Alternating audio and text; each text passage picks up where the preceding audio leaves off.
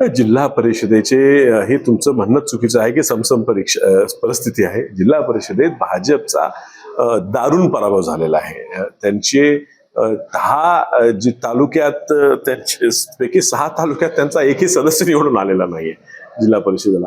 म्हणजे ही त्यांची वाईट परिस्थिती आहे. 16 सीटा त्यांनी निवडून आणू शकल्या. सगळ्यात कमी स्ट्राईक रेट आज त्या पक्षाचं राहिले. अर्थात महापालिकेला सगळ्यात हायस्ट स्ट्राईक रेट हा काँग्रेसचा राहिला होता. आज 2 नंबरचा स्ट्राईक रेट काँग्रेसचा आहे आणि 1 नंबरचा स्ट्राईक रेट हा शरद पवार साहेबांच्या राष्ट्रवादीचा राहिलेला आहे. म्हणजे जिथं जेवढे लढवलं त्यातले किती जिंकलो. ह्याच स्ट्राईक रेटमध्ये महाविकास आघाडीचे 2 घटक पक्ष राष्ट्रवादी आहे आणि काँग्रेस हे 2 आघाडीवर आहेत. भाजप खूप मागे आहे. तर तुम्ही एवढे पैसे खर्च करून सत्तेचा वापर करून लोकांपुढे जाऊन स्वतः भाषण करून पालकमंत्र्यांनी की माझे 35 जागा निवडून येणार, ती 20चा आकडा सुद्धा गाठू शकले नाही.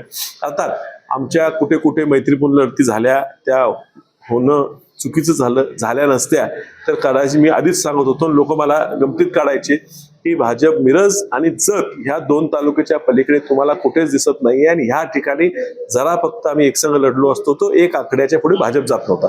आता एवढ्या पराभूत झालेल्या पक्षाला पुन्हा सत्तेत घुसायचा, एवढे का त्यांना त्या सत्तेबद्दल प्रेम आहे हे कळत नाही. लोकांनी तुम्हाला नाकारलेलं आहे. आता जिल्हा परिषद नाकारलेला आहे, उद्या तुम्हाला विधानसभेतही नाकारतील आणि लोकसभेतही नाकारतील. सवय लावून घ्या. पराभव हा जनतेने तुम्हाला दिलेला आहे, तो स्वीकार. शिकूया AI ची क्रांती. चला करूया MSCIT. आजच नजीकच्या MSCIT केंद्रात आपला प्रवेश निश्चित करा.